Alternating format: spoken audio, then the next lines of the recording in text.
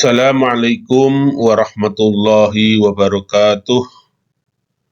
Bismillah, alhamdulillah, wassalatu wassalamu ala rasulillah, wa ala alihi wa ashabihi, wa man tabi'ahum bi ihsanin ila yaumil qiyamah, amma ba'du. Pemirsa dan pendengar, hafidhakumullah. Qala al-muallif rahimahullahu ta'ala, qaulillahi subhanahu wa ta'ala, walitukabbirullaha ala ma hadakum. Melanjutkan ayat kemarin, dan hendaklah kalian semua mengagungkan Allah atas segala apa yang Ia berikan petunjuk kepada kalian semua. Arsadakum ila ma radiya bihi, yaitu Allah telah membimbing kalian, menunjukkan jalan kebenaran, ila ma radiya bihi, menuju apa yang Ia ridhoi. Min saumi syahri Ramadana, berupa puasa bulan Ramadan. Wa khassakum bihi duna sairil milali, dan Allah telah mengkhususkan kepada kalian puasa Ramadan ini berbeda dengan seluruh agama-agama samawi yang pernah ada. Karena tata cara dan jumlah bilangan puasa yang berbeda, dan khusus bulan Ramadan penuh ini adalah salah satu anugerah terbesar yang diberikan Allah kepada umat ini. Alhamdulillah. Wa la'allakum tashkurun, dan agar kalian semuanya bersyukur. Jadi kalau di ayat pertama la'allakum tattaqun, agar kalian bertakwa, maka ayat ini wa la'allakum tashkurun, agar kalian bersyukur.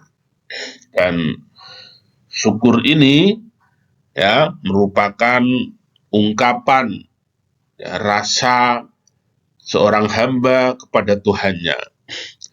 Menarik untuk dicermati bahwa di dalam kitab Ta'limul Muta'allim yang sering dipelajari anak-anak setingkat sanawiyah atau SMP IT, yang ditulis oleh Imam Az-Zarnuji, di sana dijelaskan bahwa pembagian syukur itu bisa dilakukan dengan 4 bentuk, yang kesemuanya itu mengarah pada dua sasaran, yaitu syukur kepada Allah dan syukur kepada manusia. Karena man lam yashkurin nas lam yashkurillah, siapa yang tidak bersyukur kepada Allah, kepada manusia, sama saja ia tidak bersyukur kepada Allah. Jadi dimensi syukur itu adalah syukur kepada Allah, juga syukur kepada manusia atau sesamanya, karena ia sebagai perantara atau wasilah syukur kepada Allah. Apa 4 hal atau 4 bentuk yang disebut Imam Zarnuji dalam kitab Ta'limul Muta'allim? Yaitu pertama, asyukru bil lisan, syukur dengan lisan, bersyukur lewat lisan. Syukur berlewat lisan ini berarti menyanjung Allah sebagai pemberi kenikmatan, menjaga lisan dari ucapan-ucapan yang tidak baik dengan cara banyak berzikir, memuji dan mengagungkan asmanya. Ialah sang pemberi nikmat yang tiada terhingga. Sehingga ketika kita mendapatkan nikmat, kita ucapkan alhamdulillah. Begitu juga tidak lupa kita berterima kasih kepada siapapun yang telah menolong kita, berjasa kepada kita, membantu kita, minimal dengan ucapan terima kasih atau dengan ucapan jazakallah khairan atau jazakallah khairan katsira, jazakallah ahsanal jaza. Ini adalah syukur bil lisan. Yang kedua adalah asyukru bil janan atau bil qalbi, syukur dengan hati. Ya, ini menyadari bahwa nikmat datang dari Allah, sehingga kita merasa tenang, memiliki jiwa yang ikhlas dalam melakukan dan menerima sesuatu. Rela dengan apa yang sudah ada. Hati ini selalu gembira, ridho dan qanaah menerima karunia Allah dan mensyukurinya. Itulah asyukru bil janan atau bil qalbi. Besar kecilnya rezeki, bagus buruknya nikmat tidak dipersoalkan, yang dilihat hanyalah sang pemberi nikmat, yaitu Allah. Kemudian yang ketiga adalah asyukru bil arkan, yaitu bersyukur dengan anggota tubuh.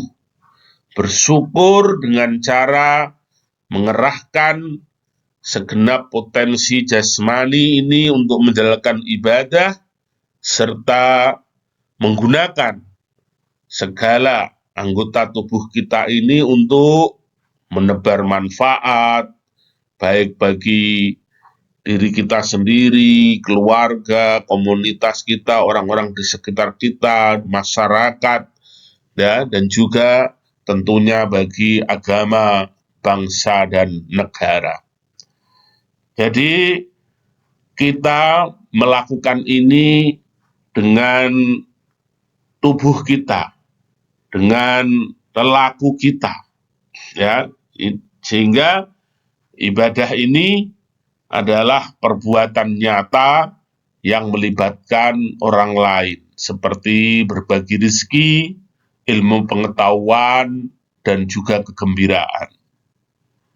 Dengan begitu berarti ibadah yang dilakukan tidak terbatas pada ibadah ritual, sholat, puasa, haji, berzikir, atau membaca Al-Quran, tapi juga menyentuh pada ibadah sosial, seperti silaturahmi, menyebarkan ilmu, berjihad, mencari nafkah yang halal, dan lain-lain. Itulah yang disebut dengan asyukru bil arkan.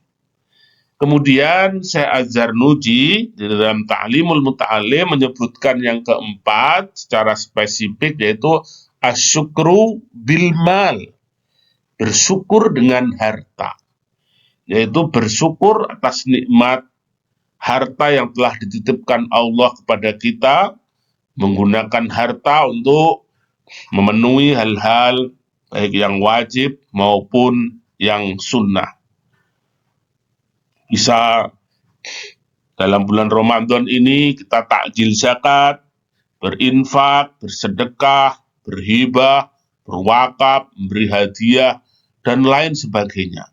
Ya, jadi itulah yang dimaksud dengan asyukru bil mal, sehingga berbeda dengan tadi bil arkan. Ini juga selaras dengan ayat Allah, wajahidu, ya, berjihadlah kalian, ya, fisabilillah bi amwalikum wa anfusikum, dengan harta kalian dan juga jiwa kalian. Jiwa atau diri ini adalah arkan, sedangkan harta adalah asyukru bil mal, yaitu syukur yang keempat. Oleh Ibnu Katsir, dan menarik ungkapan Ibnu Katsir menyimpulkan dari ayat ini, ai idza kuntum bima amarakumullahu min ta'atihi, apabila kalian menjalankan apapun yang diperintahkan Allah kepada kalian berupa mentaatinya, biadai faraidihi, melakukan apa yang diwajibkan, fardu-fardu, wa tarki maharimihi, meninggalkan larangan-larangannya, wa hifdzi hududihi, dan menjaga batasan-batasan yang telah digariskan oleh Allah, fala'allakum an takunu minasyakirina bidzalik. Maka semoga saja kalian termasuk orang-orang yang bersyukur dengan yang demikian itu. Jadi melakukan apapun ya dalam rangka mematuhi apa yang diperintahkan, menjauhi apa yang dilarang, dan lain-lain, maka kita berharap dicatat sebagai hamba-hamba yang bersyukur.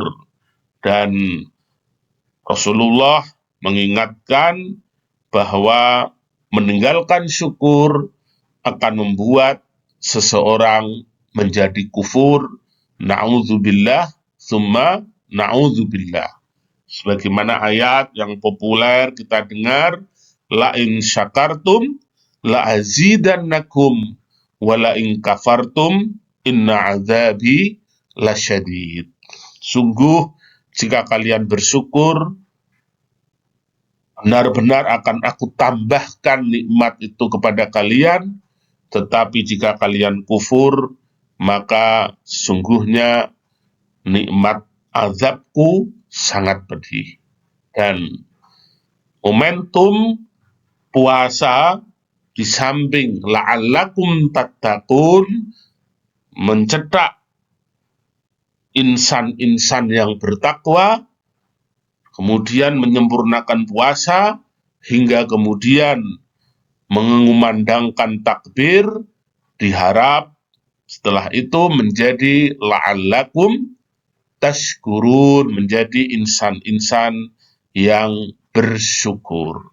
Semoga kita dicatat sebagai hamba yang bertakwa dan hamba yang bersyukur, utamanya di bulan Ramadan ini, atas berkah amalan ibadah di bulan Ramadan ini, khususnya ibadah puasa kita. Taqabbalallahu minna.